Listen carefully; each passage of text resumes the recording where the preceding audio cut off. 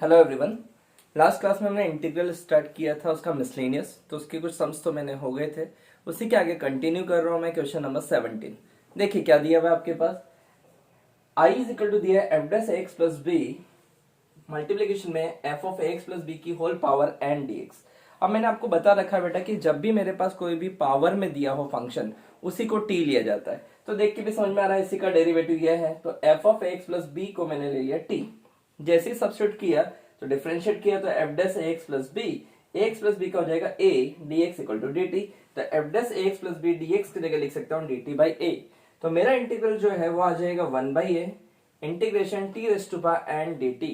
T raise to power N का integration हमें पता है T raise to power N plus one upon N plus one. Value substitute कर दिया कि टी की जगह लिखा जा सकता है f of x plus B.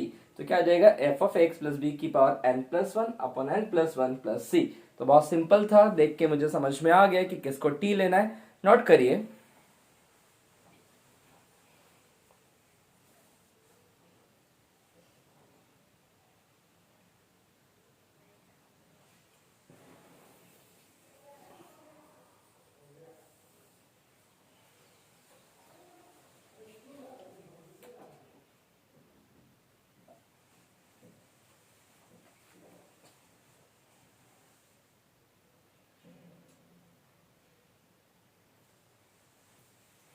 चलिए हो गया होगा, देखते हैं नेक्स्ट सम।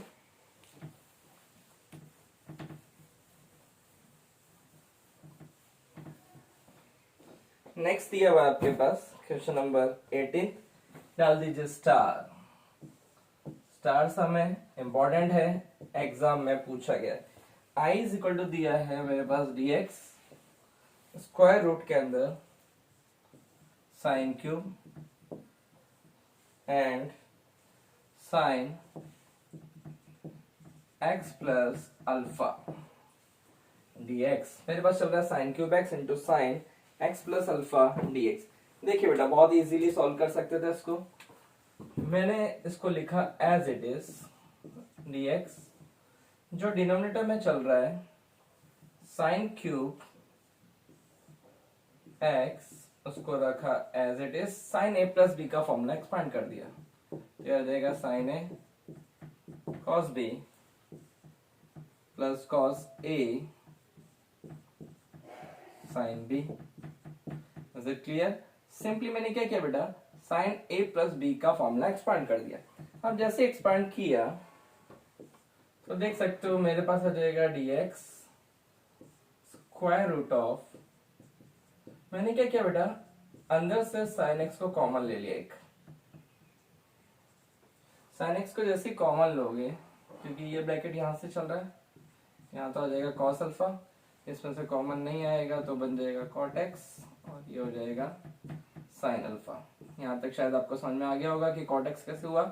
ये बचेगा कॉस बाई साइन। अब ये बना बेटा मेरे पास sine raise to power 4x। Square root से निकलेगा तो साइन स्क्वायर एक्स और स्क्वायर रूट के अंदर चल रहा है अब आपके पास cos alpha plus cot x sine alpha. Clear? अब कॉस अल्फा को साइन स्क्वायर एक्स को मैं ऊपर ले जा रहा हूं, तो साइन का उल्टा क्या होता है बेटा, कॉसेक स्क्वायर एक्स। तो ये आ जाएगा मेरे पास कॉसेक स्क्वायर एक्स अपॉन में चल रहा है मेरे पास क्या, square root of cos alpha plus cot x sine alpha. Is it clear? यहां तक एक बार नोट डाउन कर लीजिए तो आपको समझ में आएगा। अब जिसको पता लग गया है, समझ में आ गया होगा, ये बन गया सब्स्टिट्यूशन का सम। पहले यहां तक एक बार नोट डाउन कर लीजिए तो आपको समझ में आ जाएगा कि सब्स्टिट्यूशन कैसे बना है। नोट करिए।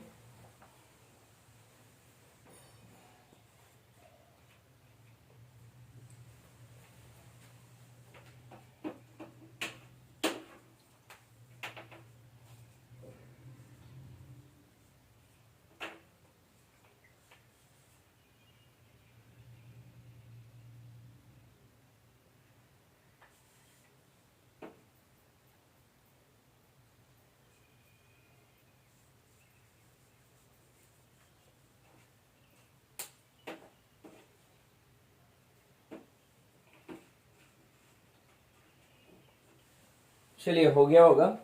तो यहाँ पे देखिए अगर आप ध्यान से, तो अगर मैं डिनोमिनेटर को t ले लूं तो परफेक्टली मेरे पास न्यूमरेटर मिल रहा है।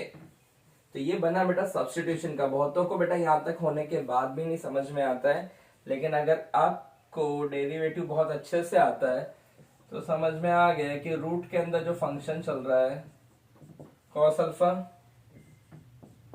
प्लस cot x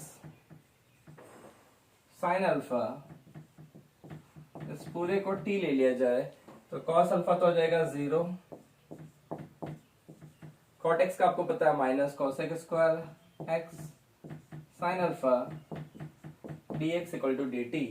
तो समझ में आ गया आपको कि cosec स्क्वायर x dx की जगह लिख सकता था मैं minus dt upon sine alpha. Is it clear? तो आपको चीजें समझ में आ गई होगी। तो अब मेरा इंटीग्रल चेंज हो गया, यह रहेगा माइनस 1 अपॉन साइन अल्फा, और ये पूरा बन गया बेटा किसमें, dt में, और ये पूरे को लिया मैंने रूट t। तो क्लियर हो गया होगा, आंसर देगा minus 1 upon sine alpha, root t का हो जाएगा 2 रूट t प्लस c। तो t के जगह वैल्यू सब्स्टिट्यूट कर दो बस ओनली। तो t के लिया था मैंने, ये आ जाएगा माइनस का cosec alpha into 2 times of cos alpha plus cot x into sine alpha plus c। तो ये एक इम्पॉर्टेंट सम है, समझ लीजिए इसको, एग्जाम में आया हुआ सम है। तो ये बन जाएगा इसका आंसर। नोट डाउन कर लीजिए, समझ में आ गया होगा कैसे किया मैंने। बस ये इंपॉर्टेंट था कि मुझे पता लगा कि cot x का डिफरेंशिएशन क्या होता है, minus cosec square x। Note करिए।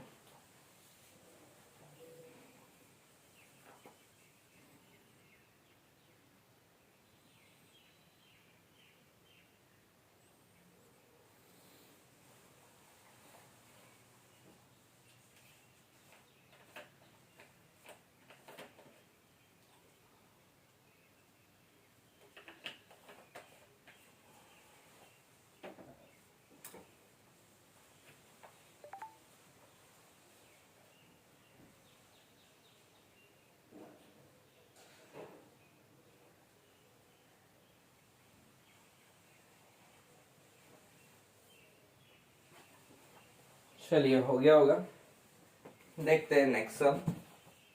Next sum again most important sum है, उस पर स्टार डाल लीजिए। 19 is also very important, competitive में भी पूछा गया है तो, एंड बोर्ड में तो आया हुआ है ही। तो i इज इक्वल टू दिया है मेरे पास sine inverse root x minus cos inverse root x, upon में चल रहा है sin inverse root x plus cos inverse root x. Clear? And dx। तो यहाँ पे आपको क्या करना है बेटा, sin inverse root x plus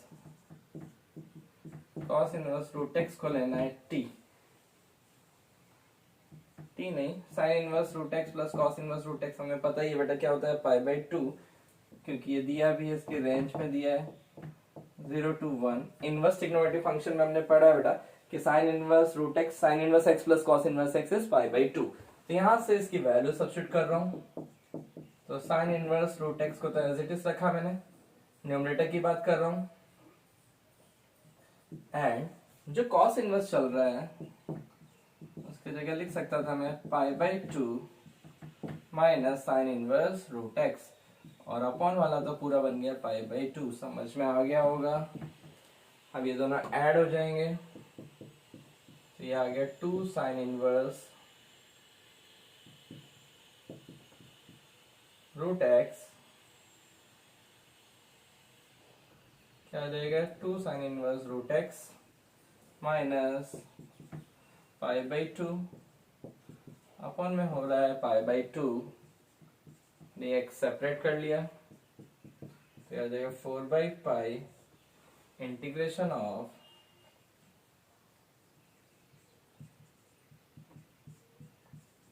sign inverse root x, और ये तो क्या आ गया 1 dx। इसको ले लेंगे अपन I1, तो I1 मेरे पास चलेगा only sine inverse root X dx। समझ में आ गया होगा आपको। तो एक नया मैंने इंटीग्रल बना दिया साइन इनवर्स रूट एक्स। अब इसको कैसे सॉल्व करना है वो आपको पता होगा, बता देता हूँ आपको। यहाँ तक नोट डाउन करिए एक बार।